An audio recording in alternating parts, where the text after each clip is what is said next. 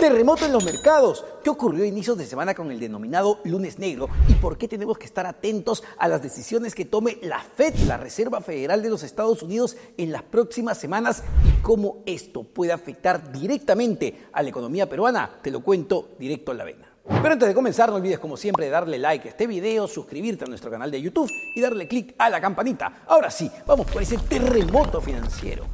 Miedo y avaricia, dos palabras claves para entender este terremoto. Y lo que ha primado en los últimos días es muchísimo, pero muchísimo miedo, al punto de que ha llegado al pánico. Pero previamente, ojo, en las semanas anteriores lo que había era sumamente mucha avaricia de parte de los inversionistas que seguían apostando y apostando por determinadas acciones que llegaban a récords históricos. Pero esto, lo que ha ocurrido en el mercado, tiene antecedentes más importantes y quizá se base en una palabra clave que tiene que ver con precios, que tiene que ver con inflación, que los peruanos lo conocemos muy bien, alza de precios. Inflación, ¿cómo así? Hace ya varios meses y en realidad hace algunos años, la inflación, el crecimiento de precios que se vivía a nivel mundial y que incluso hemos vivido también en el Perú, los bancos centrales en el mundo, las diferentes economías en el mundo han tenido que tomar acciones. ¿Y cuál ha sido la acción más clara y más concreta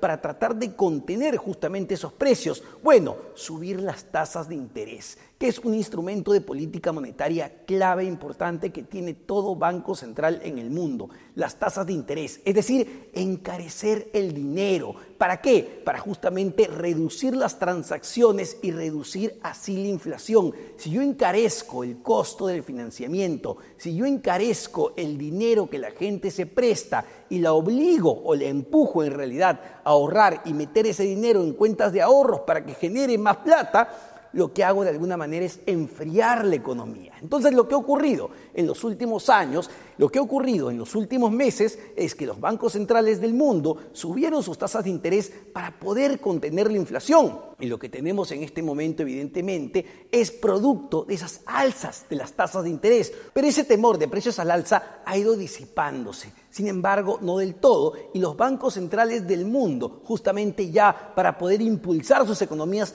empezaron a reducir sus tasas de interés. Y ahí viene la gran encrucijada que sobre todo se observa en los Estados Unidos, cuando la Fed debía o no reducir su tasa. Para muchos analistas y para muchos inversionistas, la Fed se ha demorado. La Fed debió reducir su tasa de interés de referencia con mucha mayor anticipación porque lamentablemente los datos en Estados Unidos, los datos de empleo, los datos de producción, los datos de su economía, francamente no han sido del todo positivos. Y hoy muchos cuestionan justamente a la Reserva Federal de los Estados Unidos por no haber tomado acciones anticipadas. Sin embargo, los datos de empleo de julio que salieron la última semana han generado literalmente muchísima preocupación, sino pánico en los mercados y justamente ha fortalecido la posición de aquellos que dicen que la Fed se está demorando justamente en reducir su tasa de interés de referencia, y esto es lo que ha generado demasiado nerviosismo en los mercados. El nerviosismo está puesto en una economía estadounidense que parece se está debilitando. El nerviosismo está puesto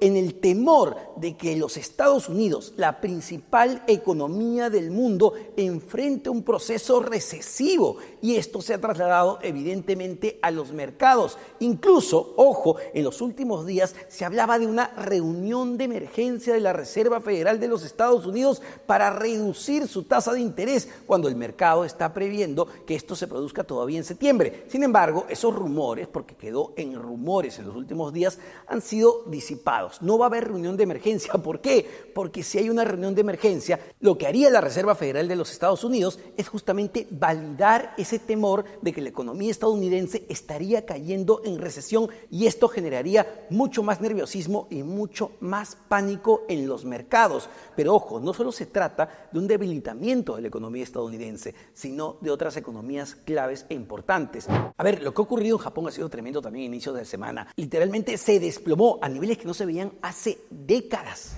Y esto tiene que ver con un cambio también trascendente, importante en la política monetaria de Japón, que por muchísimos años, por 17 años, ha mantenido sus tasas de interés casi en cero, es decir, un costo de financiamiento cero. Sin embargo, Japón hace algunas semanas ya mostró intenciones de cambiar esta política monetaria y esto generó preocupación en los mercados. ¿Por qué? Porque muchísimos inversionistas se financiaban en Japón con el yen, la moneda japonesa, a costo cero para invertir en activos más atractivos en los Estados Unidos. Es decir, me financiaba barato para comprar activos que me den mayores niveles de rentabilidad.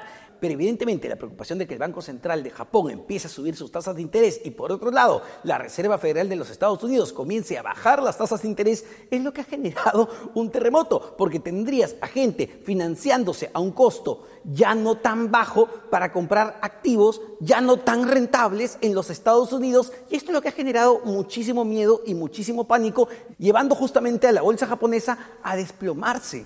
Evidentemente esto también tiene que ver con su economía real. El dólar se ha venido debilitando frente al yen. Y ojo, Japón es un país altamente exportador. Si su moneda se fortalece frente al dólar, esto impacta directamente en los ingresos de los exportadores. ¿Qué pasa con esas empresas que venden al mundo si tienen un dólar mucho más débil? Pues ganan menos, y esto evidentemente también ha generado preocupación justamente sobre las empresas japonesas que se ha trasladado a sus mercados bursátiles.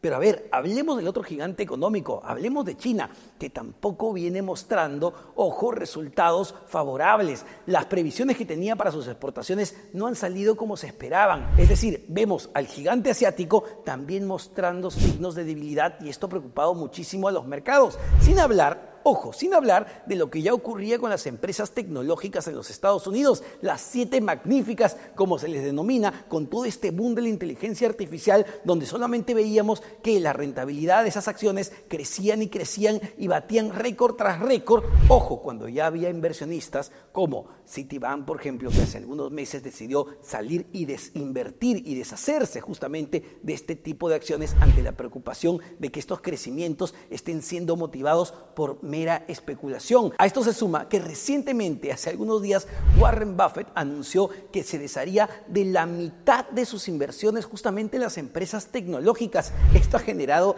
alarma y preocupación en los mercados, porque muchos se preguntan si esto ya llegó a su fin y si posiblemente la burbuja de las tecnológicas y de la inteligencia artificial esté por reventarse. Pero hay algo cierto, la inteligencia artificial ha llegado para quedarse. Sin embargo, no se ha visto todavía a nivel concreto cuál es el incremento de productividad que ha tenido en las empresas que utilizan intensamente la inteligencia artificial, y esto ha mellado justamente en los resultados de muchas de estas empresas tecnológicas, y por eso es que muchas de estas acciones también se han desplomado. Es decir, lo que hemos visto en la última semana es literalmente un cisne negro donde han confluido muchísimas malas noticias. ¿Esto significa que el mercado va a continuar así en los próximos meses? Pues no, lo que hemos visto es una serie de correcciones. El lunes cayeron las bolsas, el martes se recuperaron. Vamos a ver cómo se comportan los mercados. Va a haber decisiones muy importantes que se tomen en las próximas semanas. Está la decisión que tiene que tomar la Reserva Federal de los Estados Unidos en septiembre sobre una eventual reducción de sus tasas de interés, justamente para tratar de dinamizar la economía. El mercado está dando por descontado que eso va a ocurrir. Ahora, la gran pregunta está si la Fed decidirá bajar 2 escalones de un solo golpe. Es decir, si la Fed decidirá bajar de un solo tirón 50 puntos básicos y no los 25 que espera el mercado. No hay que olvidar también que en el corto plazo, en noviembre, tenemos las elecciones en los Estados Unidos, y el mercado también está dando por descontado que sería Donald Trump, el expresidente de los Estados Unidos, quien volvería justamente a ocupar ese cargo. Ya conocemos a Donald Trump y conocemos lo impredecible que puede ser en muchos frentes. Así que en este momento hay muchas más preguntas y muchas más interrogantes que certezas de lo que va a ocurrir en las próximas semanas, de lo que va a ocurrir en los próximos meses en los mercados internacionales. Por lo pronto, ¿qué podemos esperar los peruanos? Una economía chiquita, una economía abierta, muy frágil además a estos golpes externos y estos movimientos de mercado. Nuestro ojo siempre va a estar puesto en nuestros principales socios comerciales. Si a Estados Unidos le va mal, si a China le va mal, nuestros principales compradores, a nosotros nos va a ir mal. Ya algún ministro hace algunos años dijo que él le prendía velitas a China justamente para que no se caiga, porque dependemos de la locomotora china, dado que es nuestro principal comprador de materias primas.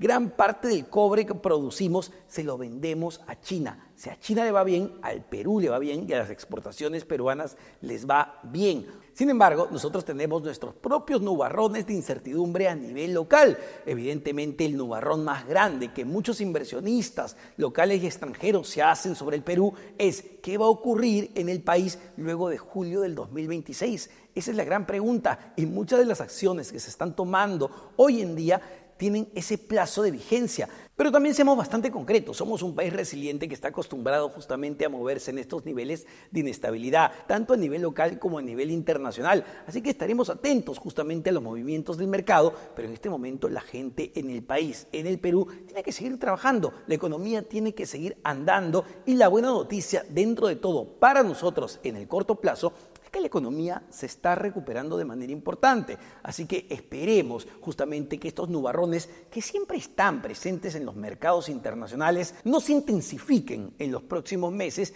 y más bien se logre estabilizar porque evidentemente dependemos justamente de lo que ocurra a nivel internacional.